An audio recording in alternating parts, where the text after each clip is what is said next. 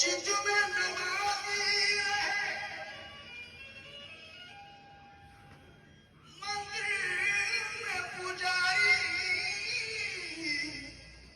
के heritage series में हमारा कारवां बढ़ता हुआ अभी पहुंचा है चौक शिकारपुर।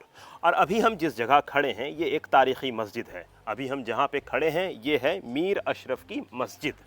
जैसा आप ये देख रहे हैं ये लाल रंग की मस्जिद आज से ठीक 250 साल पहले यानी 1773 में ये मस्जिद बनकर तैयार हुई है।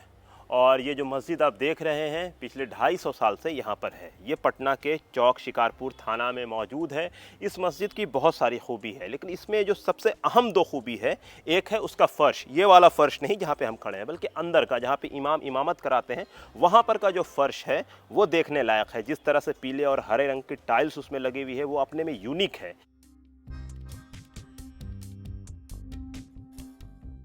एक मस्जिद मीर अशरफ की है जिसको आर्कियोलॉजिकल सर्वे ने अपने अंडर में किया हुआ है। एक स्टाफ को रखते हैं, जुमा की जुमा उसमें नमाज होती है। वो मस्जिद अपनी साख्त के हिसाब से बहुत अच्छी बनी हुई है। सबसे खूबसूरत उसमें उसका कमलनुमा वज़ू खाना बना हुआ है। और उस मस्जिद में फ़र्श जो बना हुआ है वो गज के काम से बना हुआ है। जो कहा जाता है कि मगध में ख़ास यह काम होता था जिसको पेंट कर देने से टाइल्स की तरह वो चमकता था। तो उसके फ़र्श का कुछ हिस्सा बचा के रखा गया है। और वैसा ही फ़र्श का काम किया हुआ बेगू हज्जाम वाली मस्जिद जिसको नाज़िर ख़ां की मस्जिद जो ओल्डेस्ट मस्जिद पटना सिटी की है, उस मस्जिद में भी वही फ़र्श का काम किया हुआ था। अब पक्का फ़र्श बन गया है या वैसा ही है वो नहीं हम बता सकते हैं। लेकिन ये आर्कियोलॉजिकल सर्वे ने सिर्फ उस काम के लिए जो ख़ास पटना में काम होता था जिसको गौड़ का काम या गज का काम कहते थे, पेंट होता था, वो पेंट अभी मौजूद है उसमें। बहुत नफीस 3 गुंबद की मस्जिद है, खुला सहन है, बड़ी ज़मीन है, उसमें नमाज होती है जुमा की। बकिया आर्कियोलॉजिकल सर्वे के अंडर में है। और इसके अलावा मैं चाहूँगा कि आप इस जानिब अगर दिखाएं तो यहाँ पर एक वज़ू खाना कम फाउंटेन। तो आज की डेट में बहुत सारे फाउंटेन पे डिस्कशन और चर्चा वगैरह हुआ करता है। तो ये जो फाउंटेन है ये उसमें एक अहम कड़ी है। और ये जो फाउंटेन देखिएगा ये अपने में बहुत नायाब है और अभी से इसे वापस से रीस्टोर करने की कोशिश की जा रही है। जैसा आप यहाँ पे देख रहे होंगे ये जो पूरा खित्ता है तो ये अष्टकोणीय है यानी 8 कोना है इसके अंदर। और ये बड़ा ही कमलनुमा है, बड़ा ही खूबसूरत, बड़ा ही दिलकश है। और ये बिहार के कुछ चुनिंदा उन साइट्स में से है जिसे एएसआई ने अपने अंडर में रखा है। यानी ये आर्कियोलॉजिकल सर्वे ऑफ इंडिया के उन साइट्स में है जिसकी देखरेख वो करती है। ये मस्जिद आबाद है और इसमें सिर्फ जुमा की नमाज होती है, इसके अलावा 5 वक्त की इसमें नमाज नहीं होती है। मेरा नाम मिनहाजुल हक, इसी एरिया में पले बढ़े, हम इधर ही के रहने वाले हैं। तो अक्सर हम लोग यहाँ आ जाया करते थे। तो नमाज वमाज की तो यहाँ अभी इजाज़त नहीं है लेकिन फिर भी ऐसे ही घूमते टहलते क्योंकि देखे हुए। तो ये पिछले 2-3 सालों में ये जो स्ट्रक्चर है ये वाला या फिर थोड़ा उधर की सीढ़ी है या पीछे की तरफ का हिस्सा तो वो थोड़ा ज़्यादा डैमेज हुआ है। क्योंकि हम भी 2-3 साल से दिल्ली में रह रहे हैं हम लोग, तो इधर आना कम होता है। तो अभी हम 6-7 महीने बाद आए हैं तो हम भी देख रहे हैं कि ये थोड़ा ज़्यादा डैमेज है पहले के मुकाबले में। मतलब मैं क्या ही बताऊँ कि आगे वाले रूम में ताला वाला लगा रहता है, बहुत ज़्यादा कुछ इसका है क्या है अब नहीं है वो तो खैर वक्त ही बता रहा है। लेकिन आप आते हैं टूर बंद होता है सर, ताला बंद होता है, कहने पे खोला जाता है, ठीक है। अमूमन यहाँ पे ताला ही बंद होता है क्योंकि तो नहीं, बिहार सरकार उसकी टूरिज्म डिपार्टमेंट इस जगह को डेवलप नहीं कर रही है कि लोग यहाँ पे आए। बिहार सरकार सिर्फ राजगीर पे फोकस्ड है, वहीं बना रही है। पुरानी चीज़ों का क्या है क्या नहीं है, क्या होगा, किस तरीके से चीज़ें चलेंगी, कुछ नहीं। पटना साहिब में सिर्फ गुरुद्वारा तक जो कि ज़रूरी था ध्यान देना, वहाँ तक किया गया है काम। अभी भी जो काम हुआ है वो अभी वैसे ही चल रहा है बस, क्योंकि प्रकाश पर्व में काम करना था तो जल्दी जल्दी करवा दिया गया है।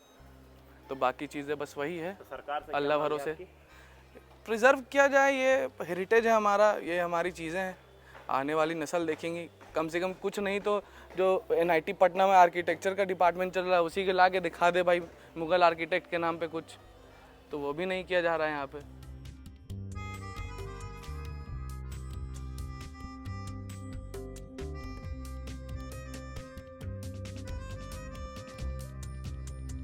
मीर अशरफ जो थे वो एक यहाँ के पटना के एक बड़े बिजनेसमैन थे।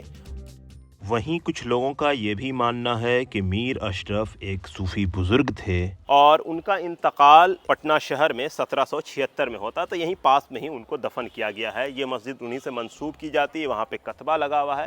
तो कतबा में जो डेट है उससे हमें पता चलता है कि ये मस्जिद 1187 यानी 1187 हिजरी में बनी है।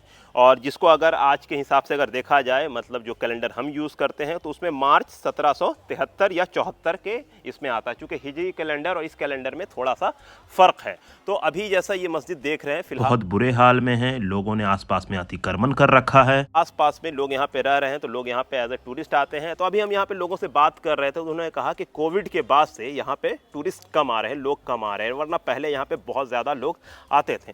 तो ज़रूरत है कि बिहार सरकार ऐसे जितने भी हेरिटेज हैं, पटना में ऐसे बहुत सारे मॉन्यूमेंट हैं जिसे सरकार ने, ASI ने अपने अंडर में ले रखा है और उसकी देख रेख वो करती है। तो वैसे में इस स्ट्रक्चर के साथ साथ और भी जितने स्ट्रक्चर हैं उनकी हिफाजत की जाए, टूरिस्ट को यहाँ पे अट्रैक्ट किया जाए, ताकि हमारी जो अर्थव्यवस्था है वो मजबूत हो और आसपास के इलाके में खुशहाली आए, मार्केट डेवलप हो। तो बहुत सारी चीज़ हो सकती है। जहाँ पर इस तरह की नायाब मस्जिद को बचाकर प्रिजर्व करने की ज़रूरत है, वहीं इस मस्जिद को बचाने और खूबसूरत बनाने की जगह सरकार सिर्फ़ और सिर्फ लीपापोती कर रही है।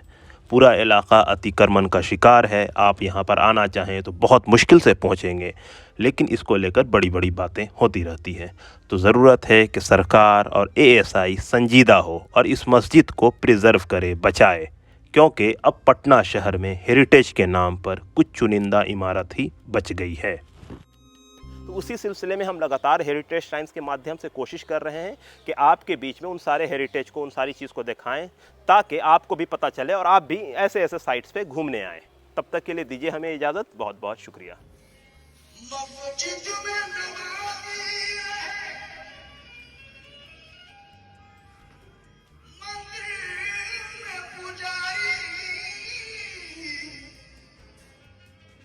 मस्जिद में नमाजी रहे, मंदिर में पुजारी, हर शेख बहमल में कयामत की हो यारी।